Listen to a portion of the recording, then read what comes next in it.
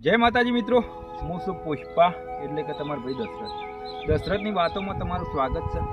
મિત્રો, આજે આપણે આવી જાય છીએ મહેસાણા જિલ્લાના વિસનગર તાલુકાના જે તરફ ગામ આવ્યું છે તેઓ આગળ જ્યાં જે વારીનાથ મહાદેવનું મંદિર જે બનાવેલું છે અને એનો ઇતિહાસ છે એની આપણે આજે ચર્ચા કરીશું મિત્રો, અને તમને બતાવીશું મિત્રો. તમે જુઓ છો પાછળ છે એ આપણે વારીનાથ મહાદેવનું મંદિર છે, અને જે રબારી સમાજનું અનમોલ રતન કહેવાય એવા વારીનાથ મહાદેવ તેમજ 18 આલમ અત્યારે અહીંયા જે મંદિરના દર્શન કરવા આવે છે અને વારીનાથ મહાદેવને માને છે. તો આપણે જોઈશું મંદિરમાં કેવું છે અને તમને ઇતિહાસ પણ કહીશું. તો બને રહેજો વિડીયોમાં, સાથે આવો મારા.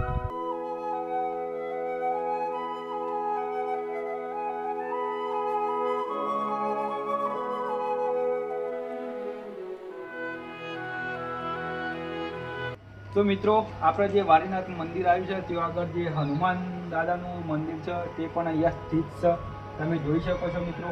તો આપણે હનુમાન દાદાના દર્શન કરી લઈશું. જય હનુમાન દાદા.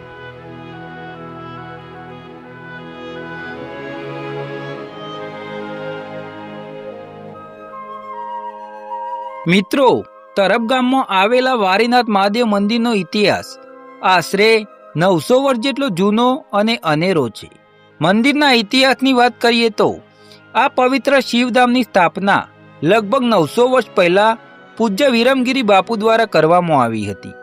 વિરમગીરી બાપુ ભક્તરા તરભોવનના આગ્રહથી તરભની ધરતી પર પધાર્યા. અહીં તેમને સપનામાં શ્રી વારીનાથ ભગવાનની મૂર્તિના દર્શન થયા. બાપુએ સપના મુજબ જમીનમાં દટાયેલી ભગવાન વારીનાથની સ્વયંભૂ પ્રગટ થયેલી મૂર્તિ બહાર કાઢી અને તેની ધામધૂમથી પ્રતિષ્ઠા કરી. તે સમયે બાપુએ રાયણના વૃક્ષ નીચે ચીપિયા વડે ધરતી ખોદીને અખંડ અગ્નિદેવ સમાન ધૂણીના દર્શન કર્યા. આ 900 વર્ષ જૂનું રાયણનું વૃક્ષ અને ધૂણી આજે પણ હયાત છે, જેનું ઘણું મહત્વ છે. આજે અહીં 900 વર્ષ જૂની અખંડ ધૂણી શ્રદ્ધાળુઓને આશીર્વાદ આપી રહી છે. આ પરંપરાના 13મા મહંત પૂજ્ય બળદેવગીરી બાપુ એક યુગ પુરુષ હતા. રબારી સમાજ સહિત 36 કોમના માટે તેમણે શિક્ષણ, કન્યા કેળવણી અને કુરિવાજો દૂર કરવાના અનેક ભગીરથ કાર્યો કર્યા. સમાજ તેમને ભગવાન સમાન માનતો, એટલે જ તેમને ભાનું ઉપનામ મળ્યું.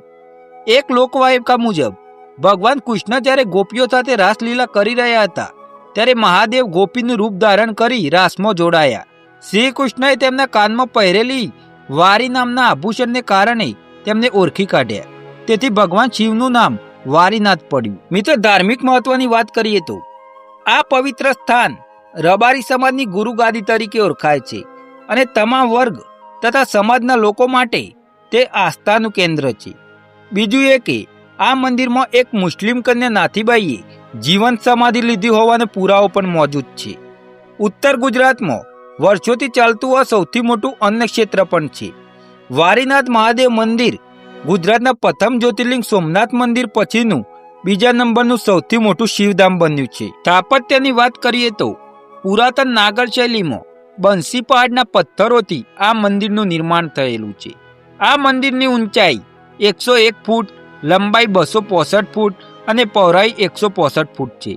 મિત્રો, નવા મંદિરના મુખ્ય ગર્ભગૃહમાં ભગવાન શ્રી વારીનાથ મહાદેવ, જમણી બાજુએ ગુરુ શ્રી દત્તાત્રેય ભગવાન અને ડાબી બાજુએ કુળદેવી હિંગરાજ માતાની મૂર્તિઓ આવેલી છે. તો મિત્રો, આ હતો તરફ ગામમાં આવેલા વારીનાથ મહાદેવનો ઇતિહાસ. આવા ને આવા ઇતિહાસને જાણવા માટે અમારી ચેનલ દશરથની વાતોને સબસ્ક્રાઇબ કરવાનું ભૂલતા નહીં.